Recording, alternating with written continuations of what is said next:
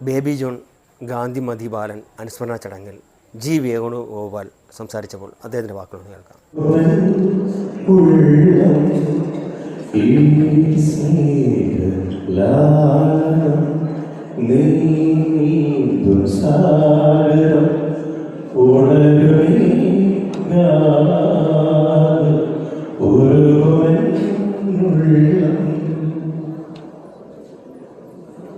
കഴിഞ്ഞ ഏപ്രിലാണ് ബാലൻ വീട്ടിൽ പോകുന്നത്.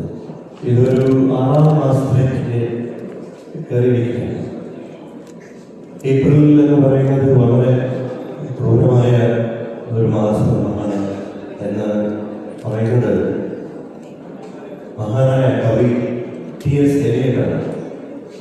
April is the coolest month, breeding lilacs out of the dead flower, mixing memory and desire. ഓർമ്മകളും ആഗ്രഹങ്ങളും കൂട്ടി ചേർക്കുന്ന ഒരു പ്രക്രിയയാണ് ഈ ഒരു സ്മരണാഞ്ജലി എന്ന് പറയുന്നത്. ഞാൻ ഒരു 24 വയസ്സിലേക്ക് തിരിച്ച് പോകേണ്ടി വരികയാണ്. അതിനെ ഓർത്തെടുക്കുമ്പോൾ 1976 ആണ് ഞാൻ ആദ്യമായിട്ട് പരിചയപ്പെടുന്നത്. അത് തുവാൻകൊണ്ടിരിക്കുന്ന സിനിമയുടെ റെക്കോർഡിങ്ങുമായിട്ട് ബന്ധപ്പെട്ടാണ്. അതുമുതൽ എക്കാലവും തന്നെ സ്വന്തം പ്രകൃതിയിലെടുത്ത് ചേർത്ത് പിടിച്ച് ഒരു വലിയ പോലെ കരുതിയ ഒരു വ്യക്തിയാണ് ബാലൻ. ഒരിക്കലും ആ ഒരു അഭാവം, ശാരീരികമായ അഭാവം ഒരിക്കലും അനുഭവപ്പെടുന്നില്ല. അത്രമാത്രം ഒരു സാന്നിധ്യം എന്നും ബാലൻ എൻ്റെ മനസ്സിലുണ്ട്. പഴയകാലത്ത് 2 പ്രമുഖരായ കമേഴ്ഷ്യൽ പ്രൊഡ്യൂസേഴ്സാണ്. ഒന്ന് പി സുബ്രഹ്മണ്യം, ഒന്ന് കുഞ്ചൻ. ഇതിനിടയിൽ ഒരു 70 കാലഘട്ടം സമാന്തര സിനിമ അല്ലെങ്കിൽ മിഡിൽ സ്ട്രീറ്റ് അതിൻ്റെ വക്താക്കളായി വന്നവരാണ് പത്മരാജൻ, ഭരതൻ, മോഹൻ, KG ജോൺ. ഇവരുടെയൊക്കെ ഏറ്റവും ഉത്തമനായ ഒരു പ്രൊഡ്യൂസറാണ്, നിർമ്മാതാവായിരുന്നു ശ്രീകാന്തി ബാലൻ. പിൽക്കാലത്ത് ഈ ഒരു വേർതിരിവുകളെല്ലാം ഇല്ലാതായി. ഇന്നത്തെ ഈ ഒരു അക്കാലത്തെ സമാന്തര സിനിമകളാണ് ഇന്നത്തെ മുഖ്യധാര ചിത്രങ്ങൾ. ഇപ്പോൾ ആടുജീവിതം അല്ലെങ്കിൽ മഞ്ഞുമൽ ബോയ്സ്, ആവേശം, ഇതൊക്കെ ഇന്നത്തെ മുഖ്യധാരയും സമാന്തരവും എല്ലാമാണ്. അപ്പോൾ അങ്ങനെ നോക്കുമ്പോൾ വളരെ ഇന്ന് വല്ലാതെ മിസ് ചെയ്തു.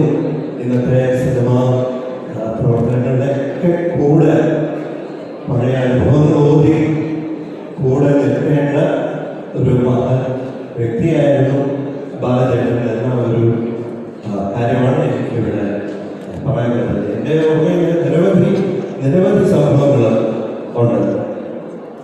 സിനിമ സംഗീതം തുടങ്ങുന്ന കാലഘട്ടത്തിൽ തന്നെയാണ് ആകാശവാണിയിൽ പ്രോഗ്രാം എക്സിക്യൂട്ടീവ് എന്ന് പറയുന്ന ജോലി കിട്ടി അങ്ങോട്ടേക്ക് പോകുന്നു.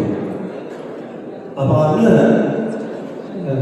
തുടർച്ചയായി ലീവെടുത്ത് സിനിമയ്ക്ക് വേണ്ടി അതുപോലെ ഗാനമേളകളെല്ലാം വേണ്ടി യാത്രകൾ പോകുമ്പോൾ ബാലൻ എന്നോട് പറഞ്ഞു, ഉപദേശിച്ചു, എടാ നീ ചെയ്യുന്ന മണ്ഡലമാണ്, നീ ഏതെങ്കിലും ഓഫീസിൽ ഇരുന്ന് ജോലി ചെയ്യുന്നതാണല്ല എന്ന് പറഞ്ഞു.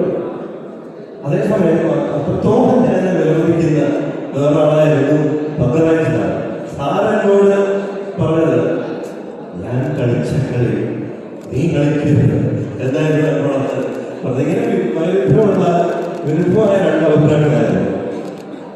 എപ്പോഴും എന്നെ ബാധിക്കുന്നതാണ് പറയുന്നത്, ഒരിക്കലും വീഴും ഒരു ജോലിയായിരുന്നു ഉപകാരമായിരുന്നു എന്ന് പറയുന്നത്. 14 വർഷം കൊണ്ട് ഞാൻ ആ ജോലിയിൽ നിന്ന് വിട്ട് പൂർണ്ണമായ സംഗീതത്തിലേക്ക് മാറുകയും ചെയ്തു.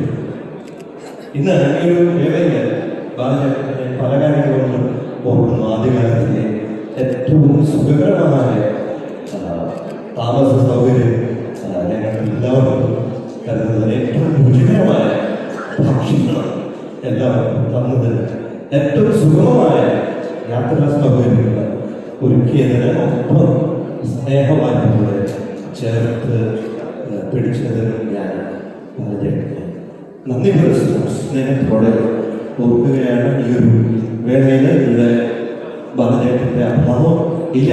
ഏതോ ഒരു ഒഴിഞ്ഞ കസേരയിൽ ബാലചേട്ടൻ ഉണ്ട് എന്നുള്ള ഒരു വിശ്വാസമാണ് ഈ ഒരു വേളയിൽ നിങ്ങളോട് പറയാനുള്ളത്. ഞാൻ നമസ്കാരം.